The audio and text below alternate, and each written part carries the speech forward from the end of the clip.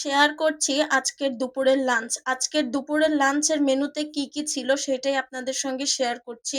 So hello everyone, আসসালামু আলাইকুম। কি অবস্থা সবার? আশা করি সবাই অনেক বেশি ভালো আছেন। তো আজকে ফার্স্টেই ১ম এ নিয়ে নিয়েছিলাম একটু লাল, লাল শুটকির ভর্তা। যদিও শুটকির ভর্তা আমার অনেক বেশি পছন্দ। তারপর খেয়েছি একটু পটল ভাজি যেটা আলু দিয়ে করা হয়েছিল। মূলত ভিডিও করার জন্য সবকিছু একটু, একটু করে নিয়ে খাওয়া। তারপরে নিয়ে নিয়েছিলাম ঢেঁড়স চচ্চড়ি যেটা সরিষা দিয়ে করা হয়েছিল।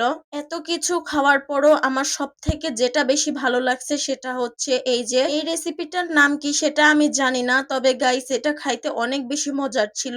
পটলের মধ্যে মাছের একটা কিমা দেওয়া ছিল যেটা খাইতে অনেক বেশি মজার। যাই হোক এগুলা দিয়ে খাওয়ার পর এখন নিয়ে বসে পড়েছি মাছের মাথা। এখন আপনাদের মনে প্রশ্ন হতেই পারে যে আপু আপনাদের বাসায় এত রান্না হয়? আসলে তা না, এগুলা বেঁচে যাওয়া আগামী দিনের খাবার ছিল। তো ভিডিও এখানেই শেষ করছি। সবাই ভালো থাকবেন। আল্লাহ হাফিজ।